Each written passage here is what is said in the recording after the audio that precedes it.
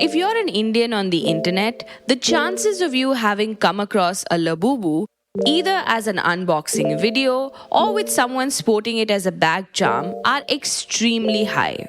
What you may not have realized though is just how much of a rage they truly have become worldwide. From Rihanna to David Beckham to Dua Lipa and Kim Kardashian, we've seen celebrities across the world flaunting Labubus. And today, I'm unboxing this Labubu. Now this one is the exciting macaron. This one that I just unboxed is reselling for anywhere between 4,000 to 5,000 in India. Today I'm opening a Labubu with my ex-best friend. I can't believe I have a Labubu. Every time I go on Pop Mart and try to get one, $12.25 and we're gonna open a box of Labubu. Hey. But in case you've missed the hype and are wondering what a Labubu is, simply put, a Labubu is a character from the Monsters series created by Hong Kong artist Ka Sing Lung. They're being described as cute but creepy dolls that sport toothy grins, perked up ears, wide eyes, and come in fun colors and outfits. But do not for a second think that Labubus are like stuffed toys for kids. No. This is very different. It's hype that not just kids but primarily adults are buying into. And it isn't restricted to influencers and celebrities, but something that is accessible to anyone who's okay to spend about 4,000 to 5,000 rupees for one of these dolls. But why is it so difficult to get your hands on a Labubu? Why are people refreshing reseller websites like their lives depend on it? Who makes these Labubus? Where do they come from? How have blind boxes been a key driver for their success? Which are the cities in India where there is the highest demand for Labubus? How much are people willing to pay to get their hands on these toys? What is it about these little guys that has captured the Indian imagination so completely? And more importantly, is this the beginning of a major collectibles boom in India? Listen in as we speak to two resellers who are right at the center of the Labubu mania and break down all of this and much more. It's Thursday, July 3rd. I'm your host, Diya Rekhi, and you are listening to The Morning Brief from The Economic Times.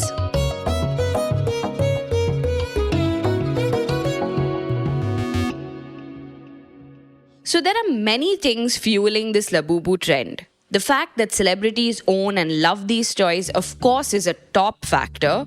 But also the fact that the price range is so massive, it's almost like a scam. Think 3,000 rupees to 1 crore. Yup, you heard that right, 1 crore. Earlier this month, a life-size Labubu doll sold for 1.2 crore rupees in China, making it one of the most expensive Labubu dolls ever sold. Now let's come to another factor that's related to this insane price: the volatile supply curves.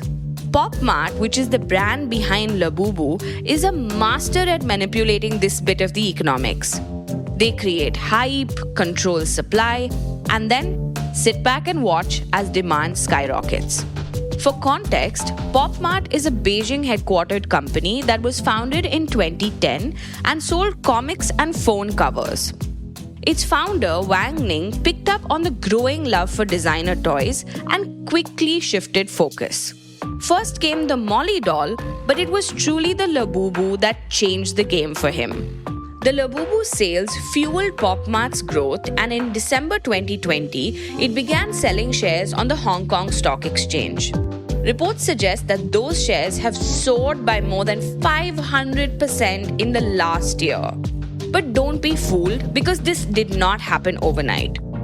Before the world discovered Labubus, their fame was limited to China.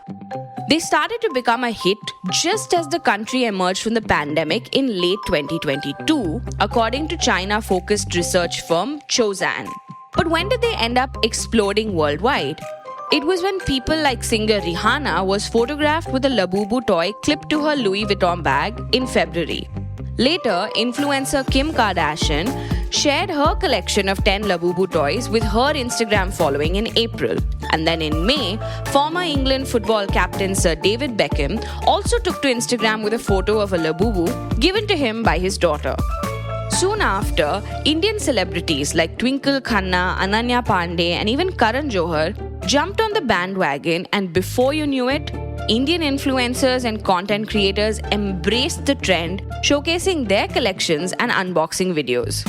Some went on to do Labubu inspired makeup, while others did comedy reels questioning why Labubus were popular. All this, of course, adds to the chatter online and the hype surrounding these toys. The result? People wanting to get their hands on it right away. The resellers of these toys are laughing all the way to the bank. Here's one of them. I'm Nikhil Jain. I'm from Mumbai and I'm a reseller. So basically, I sell all sneakers, collectibles, and rare things you don't find in India. So that's what I source for people. Interesting.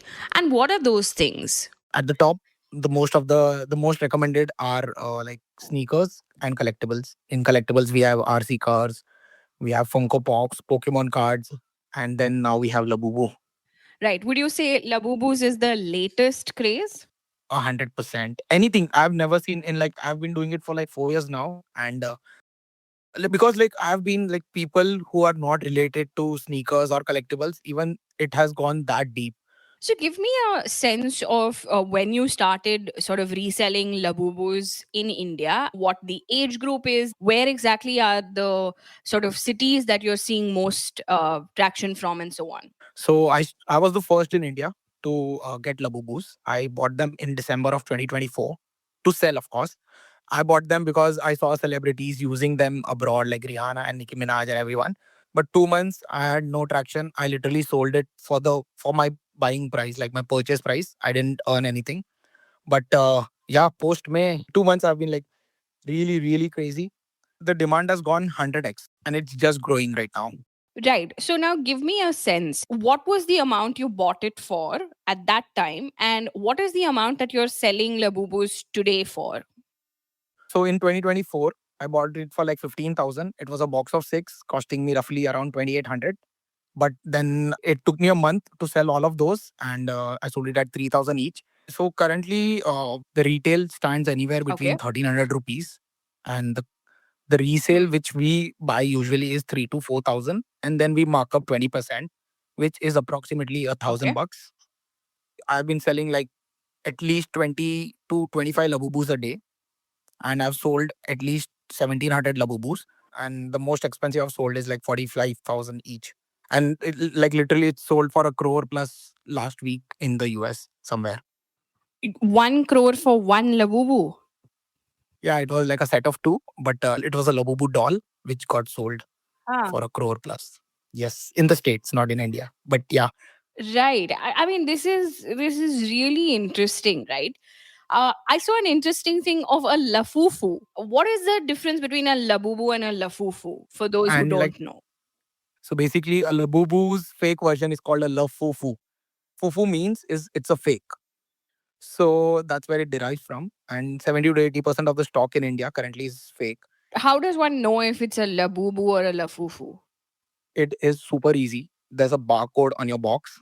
You just scratch it, scan it, and just make sure that a official Pop Mart website pops up. There are fake Pop Mart website as well, because the people making fakes are pretty clever to make a fake one as well. So make sure a legit Pop Mart website opens up. You just enter the 4 digits on the website. They'll tell you if it's authentic or no. It takes only 15 seconds. Okay. But as such, the only way to get a Labubu is through a reseller, right? Because Pop Mart is not available here, right? Yes, currently in India, only you have to buy via sellers like me. And has it become difficult for you to get stocks also? Because this is pretty much a craze globally right now, right? I know how difficult it is to get. And right now, today morning, we just got to know that even Pop Mart doesn't have stock, and they're going to ship everything what we ordered today post August. So basically, 2 months of stock, they just diluted in 2 weeks. That's how craze it's worldwide. Do you feel this entire scarcity thing is also adding to the hype around it? You know, building this sort of exclusivity and that kind of blind boxing and that sort of thing has really, I think, led to people falling for this craze also, right? 100%. See, exclusivity is the first thing that drives in the factor for any collectible, correct? That you know that you cannot just walk into a store and just buy it off or buy it off any random Amazon seller. Correct. So that's the first priority. People make sure that it's not available anywhere and it's very rare. So when you unbox, you get the happiness of what color you're getting. Of course, then there's flexing and there's a big community supporting it. So people want to be inclusive of to the community, right? So I'm using it, my friends are using it's a community kind of a thing. And of course, people just want to spend their adult money. And I can pretty guarantee you 80% of the buyers are women. And out of those 80%, the 80% of them are adults. Got it. And would you say that, I mean, in your experience, is this the first time you're seeing these many women coming up to buy a collectible? I never thought women can spend this big beyond shoes and handbags. So this is a surprise for me. Even shoes, it's only 90% men and 10% women. But Labubu is exactly opposite. It's 80% women, 20% men. What about the demand from various cities? Is this a tier one metro city driven phenomenon, or are you seeing it really percolating to other tier two cities and beyond as well? So initially, 100% it was tier one only Delhi, Mumbai, Bangalore, Chennai, Hyderabad, and all these cities. But now, of course, you said like the bandwagon effect, it's reached to the interiors of India, tier two, tier three. I'm shipping to Northeast, is a very big market for us. I'm shipping to Kanyakumari. I shipped one yesterday to Kanyakumari. So it's just gone viral now. Do you feel like this Labubu phenomenon is a bit of a blip, right? Because generally the collectibles market is driven by niche audiences in a sense. And you can correct me if I'm wrong, but like a sneaker audience or a Pokemon card audience or something like that is very niche, right? Or a Hot Wheels collector. But this Labubu sort of phenomenon really cut across not just like children, but adults, people in different cities, and so on. Do you think it's a bit of an exception to the general rule of collectibles in India? No, I guess it is following exactly the same trend. It started with the niche. Currently, it is with the niche because buying a 4,000 rupee toy in India is still a niche thing to buy. Mhm. People just don't want monotonous thing. They should like really come out with something super interesting to make people exciting. So in sneakers, there are 30 types of silhouettes. There are hundreds of brands. Okay. And in Hot Wheels also, there's multiple things. Pokemon is like super big in US and catching up in India right now. So yes, not definitely not following that path. And we never know that they're really creative and they come up with exciting things which really excites people and it goes for a long term. My next guest, Abbas Zaveri, runs Hypefly, which is a marketplace for collectibles, sneakers, and streetwear. And if you needed proof about just how crazy people have become for these toys, listen to Abbas, who had to deliver a Labubu on a chopper. Absolutely. So, to give you a basic idea, I can't tell you much about it. I have a very big customer of mine who's been there working with us for the past 1 2 years, right? And he is not in Bombay. And he told me, Abbas, I want a Labubu right now. And I'm like, हाँ मिल जाएगा लेकिन courier करने में तो एक दिन लग जाएगा. So he's like, nahi, my chopper is there in Bandra. It's in Juhu right now. So it's in Juhu. So I'll send a car to pick you up. Hop on the chopper. You should reach me in the next 1 hour. So I said, all right, why not? I mean, it's a good experience, good content, and if my customer wants something, I have to do it for him, right? So hopped onto his chopper, went on a 1 hour ride, dropped down, delivered his chopper. Chopper took me back. Overall, yeah, great experience and whatever it takes for a customer, right? I'm sure, but is this the first time you're doing something like this? It is. It is the first time. It's not the first time I've gone out of the way to make it for a customer, but the chopper was new for sure. This is insane. Okay, Abbas, you've got to tell me another one. I'm sure there are many more. Very initially, it was I think the first week of the Labubu craze before stock had even hit India, and that's when I got a call from one of our very loyal clients. I won't name them in the call, but a very prolific Bollywood star. And I get a call, and he's like, "I want one of each Labubu within the next 24 hours at my house." And I'm like, "मैं कहाँ से लाऊं Labubus her?" And that's when we had to. I basically had to source 12 different colors of Labubus within 24 hours and deliver to his house, which luckily was in Bombay, so no chopper required. But somehow my team has managed to find Right. all these Labubus, and one of my employees actually flew down from Delhi with 6 7 Labubus just so that we can have this delivery done in time. So yeah, I mean the Labubu craze is definitely through the roof right now. Yeah. Right. Abbas, you've been a part of this business for some time. How much are these labubus being sold for? Because it seems like that scarcity is really driving up the prices. Absolutely. So we did sell a Labubu, which is around 60 centimeters. It comes till your waist level, a really big size Labubu. We sold this for 65,000 rupees, and a small size one, which hangs in your bag, for around 45,000 rupees. We had a buy one, get one offer around 2 weeks ago when the price was 3,000 rupees each. And right now we sell individuals at around 4.5 to 5,000 rupees. And this goes all the way up to 50,000 on the small Labubus, the ones you hang in your bag, while there are other bigger Labubus. So it all depends on, even within Labubus, some are common, some are rare, some have different names, some have different colors, and these all decide the prices.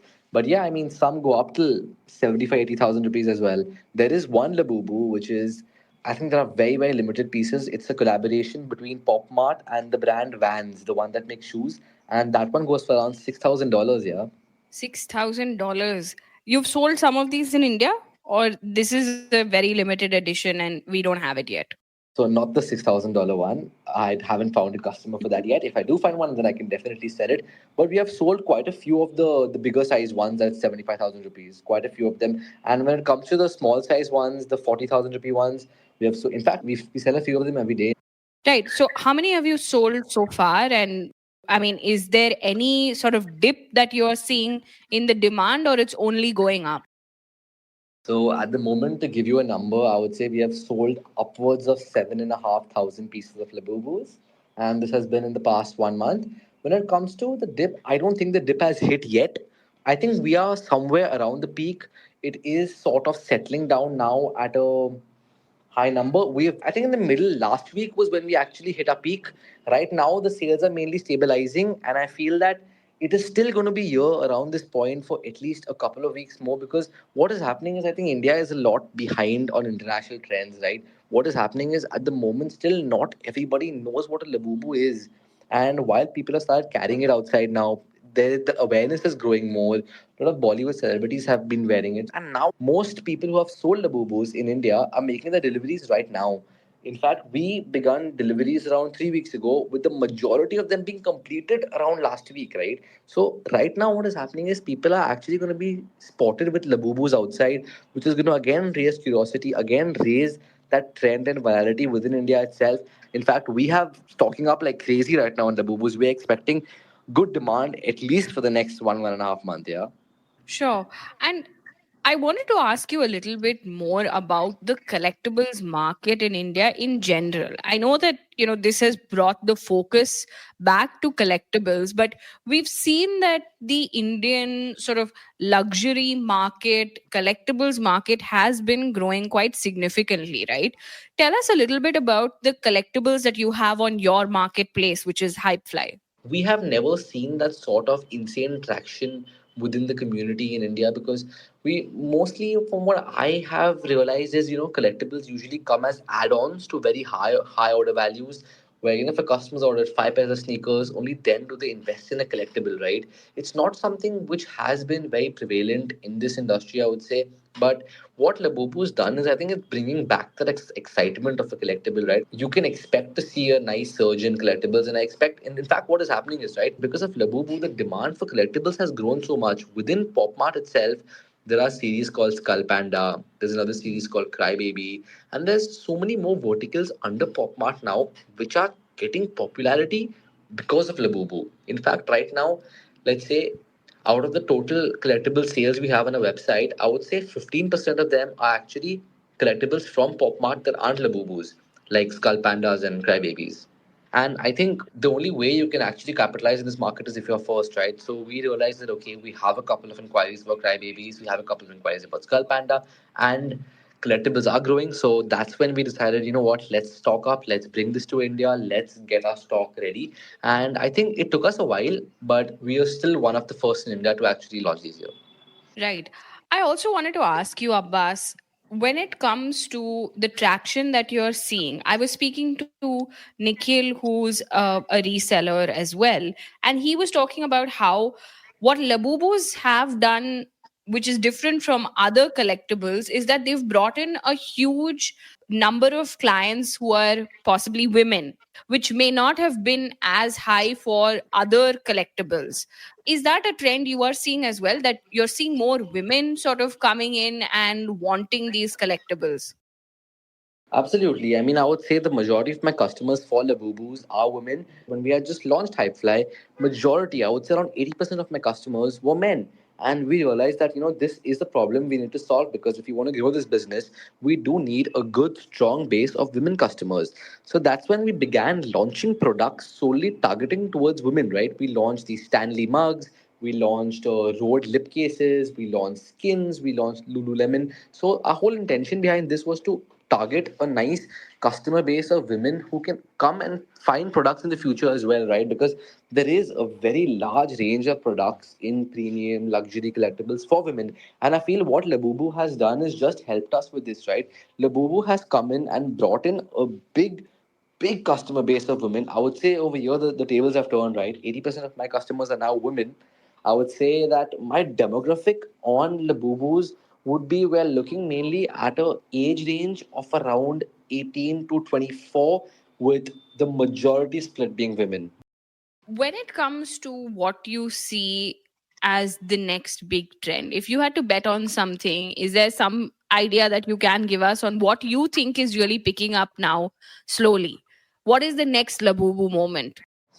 I have a good feeling about this one brand called Gentle Monsters. They sell sunglasses, which on the premium Okay. side, they have been huge abroad. Still very undiscovered in India. A very few of my top clients have asked me to source it for them, and we have hopped on early. We have launched Gentle Monsters on the website. We have taken a bet, and I am expecting it to do quite well.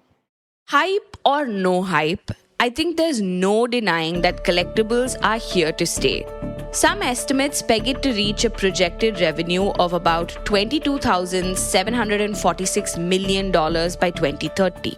Those are big but believable numbers if what we just heard as stories from Abbas and Nikhil are anything to go by. The way that Labubus have taken over popular discourse, it only goes to show that the Indian consumer does not want to be left behind. If Rihanna can sport it on her bag, why shouldn't Radha from Raipur, right? It brings a sense of belonging and makes one feel like they're part of an exclusive clique, and who doesn't like that? The Labubu viral frenzy has not only taken over the internet but also made PopMart's founder Wang Ning among the top 10 richest billionaires in China with a net worth of about $22 billion. What will be crucial to the success of the Labubus going forward, though, is how much the brand manages to keep up the novelty. Like Nikhil said, this will be through new launches, interesting collabs, and exclusive drops. And I'm thinking it would be interesting to see if they capitalize on their popularity in India and come up with an India-specific edit. Think of a Labubu in a sari or a Labubu in a veshti. So many possibilities.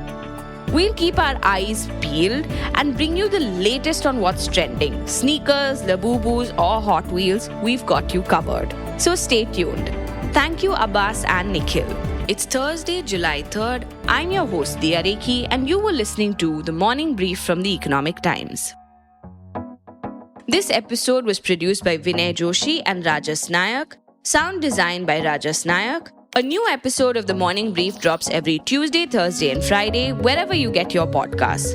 All external clips used in this episode belong to their owners. Credits are mentioned in the description.